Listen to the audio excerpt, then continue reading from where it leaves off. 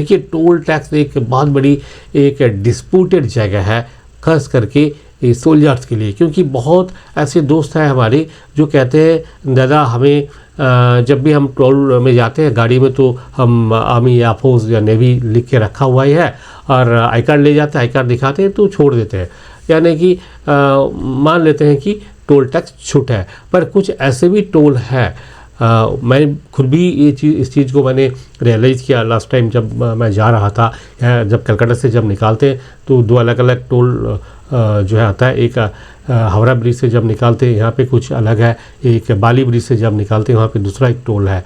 तो Howrah bridge second Hooghly bridge जो है वहाँ से जब जाते हैं तो यहाँ पे एक्स सर्विसमैन के लिए छूट है, एक्स सर्विसमैन को नहीं रोकते हैं, आई कार्ड दिखाते हैं तो छोड़ देता है। पर दूसरा जो बाली ब्रिज में अगर आप जाते हैं तो वहाँ पर रोक देता है और एक्स सर्विसमैन को नहीं छोड़ते हैं, पैसा ले लेते हैं।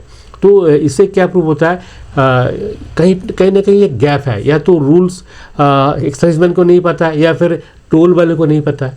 ठीक है, दोनों में से किसी एक को रूल, एग्जैक्ट रूल क्या है ये नहीं पता होगा। तो इस चीज़ को आज क्लियर करेंगे।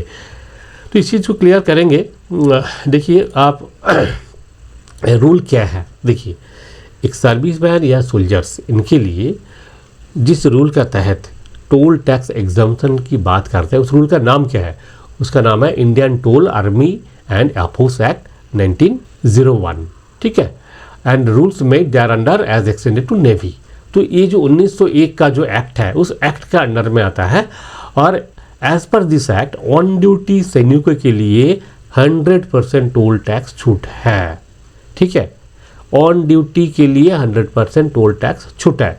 लेकिन ministry of road transport and highways से आरटीआई के उत्तर प्राप्त हुआ है जहां पे लिखा हुआ है एक सर्विसमैन के लिए टोल टैक्स छूट नहीं है।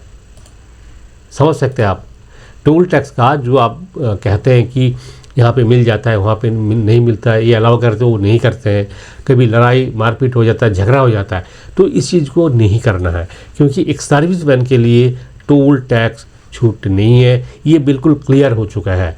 देखिए टोल में कितना पैसा लगता है, 40 रुपये या 80 रुपया लगता है, तो इसके लिए कहीं झगड़ा नहीं करना चाहिए। अगर आप अपना खुद का कार लेके जा सकते हैं तो 40 रुपये 80 रुपया दे सकते हैं।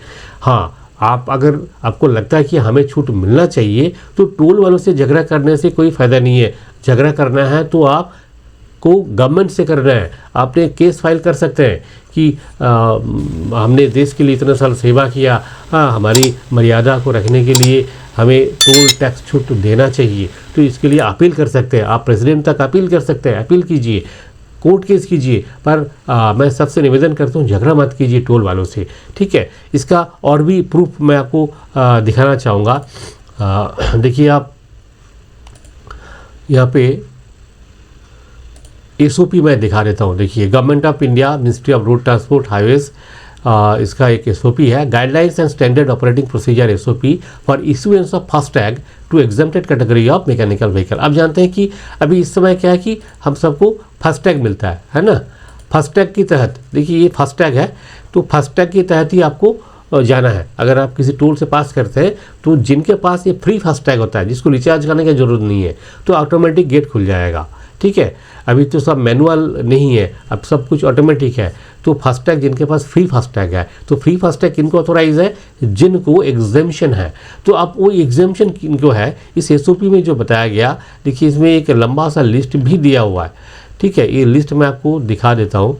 देखिए ट्रांसपोर्टिंग एंड अकम्पेनिंग, ये जो लोग हैं, president of India, vice president करके, हाँ, speakers, member of parliament, secretary, ठीक है, अवार्डी ऑफ परमवीर चक्र। हाँ, अगर आपको परमवीर चक्र मिला है, अशोक चक्र, महावीर चक्र, कीर्ति चक्र, वीर चक्र, शौर्य चक्र, ये सब चीज़ मिला हुआ है, तो आपके लिए एग्जेम्पशन है।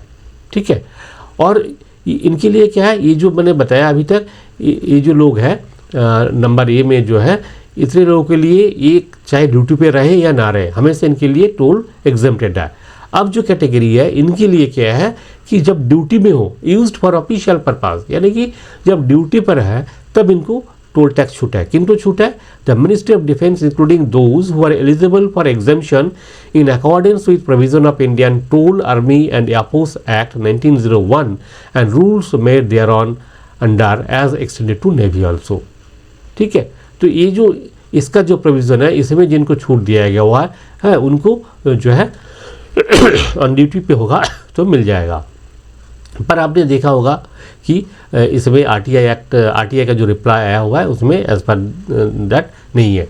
The central and state arm forces in uniform including paramilitary forces and police, इनको भी छूट है, ठीक है। एग्जिस्टिंग मजिस्ट्रेट को छूट है, फायर फाइटिंग के लिए छूट है, नेशनल हाईवे अथॉरिटी का जो एम्प्लॉइज़ है वो जब ड्यूटी पे है उनके लिए छूट है, यूज एज एम्बुलेंस के लिए छूट है, यूज एज फ्यूनरल वैन के लिए छूट है, mechanical vehicle specially design and constructed for use of person suffering from physical disability, इनके लिए छूट है। यहाँ पे कहीं भी एक सर्विसमैन की बात नहीं किया गया, इसीलिए आरटीआई में मिनिस्ट्री ऑफ रोड ट्रांसपोर्ट ने क्लियरली जवाब दिया एक सर्विसमैन के लिए कहीं पे भी जो है टोल का छूट नहीं है। इसलिए आप टोल टैक्स छूट क्लेम नहीं कर सकते हैं और करना भी नहीं चाहिए क्योंकि रूल्स में नहीं है। अगर हम करेंगे वो गलत हो जाएगा, इसीलिए टोल वालों से किसी तरह बहस करने की ज़रूरत नहीं है।